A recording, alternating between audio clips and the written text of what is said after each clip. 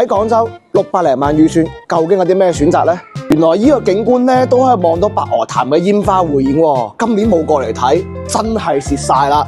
嗱，呢度樓下嘅話咧就我哋江南花園一期啦，同埋寶業路啦，以及嘅話咧仲可以望到呢條河涌嘅。咁啊，而且嚟講咧，廣州塔亦都係可以望得到嘅喎。咁啊，成間屋嚟講咧係個高層單位，入籍面積158方。咁自從上年取消咗呢個豪宅稅之後咧，其實只要單價夠低，真係有大買大啦。嗱，呢個位置咧屬於一個主套嘅衛生間嚟嘅。咁業主嘅話咧，利用咗一間房，將佢做成咗一個衣帽間。咁其實呢間房嘅話咧，呢個位置啊係完全可以開翻個門口出去，咁啊做多一間房。成屋嘅話咧係一個5房嘅設計嚟嘅。先帶感受下每間房嘅空間感先啦。嗱，大家感受到噶啦，全部都係啲咁嘅拖地嘅痕跡嚟嘅。咁當然啦，成間屋嚟講咧，你可能需要大裝大搞，因為嘅話咧，業主當時候咧係根據佢自己嘅個性化設計啦。嗱，比如呢個位置，當時候係做咗個書房嘅。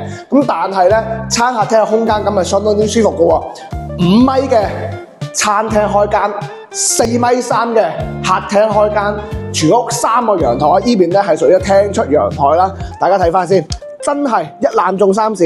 前邊嘅話咧係完全冇晒遮擋噶啦。咁而且咧，其實喺江南西嘅呢個位置咧，居住嘅體驗感咧，真係可以話係拉滿晒噶啦。呢邊咧係入戶嘅一個玄關位置啦，後期可以放翻幅大嘅畫喺度嘅。咁啊，功能區咧，大家感受下先。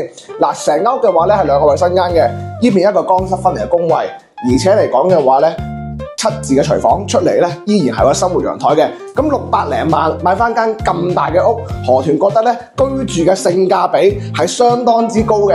如果你有興趣嘅話咧，關注我，帶你過嚟睇。